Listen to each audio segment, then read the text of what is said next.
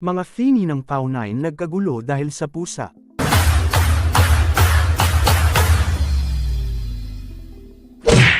Kahit wala na talaga sina Paulo Avellino at Janine Gutierrez at matagal na nga silang break, ayaw pa ring manahimik ng Pau9 fans.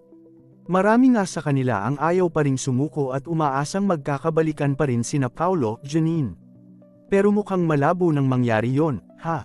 Si Paulo kasi, obvious na may something na with Kim Chiu. Si Janine naman, exclusively dating nasa Lavender Fields, leading man niyang si Jericho Rosales. Anyway, sa ilang DM, direct messages, sa amin ng ibang Pau9 fans. Nagkakagulo raw sila dahil sa post ni Janine ng pictures, na ang isang araw ay may pusa na hawak ng isang lalaki. Yung lalaki raw na hindi naman kita ang mukha ay may nunal na katulad ng kay Paulo. May pinadala pang picture ni Paulo na kita ang nunal ng aktor. Pinipilit nga ng Pau9 fans na si Paulo ang may hawak ng pusa sa picture na pinost ni Janine bilang throwback ng mga ganap ng Asia's Rising Star noong buwan ng July. Nakakaloka, ha? Sabi namin, parang malabo na si Paulo ang lalaking may nunal na may hawak sa pusa na yon.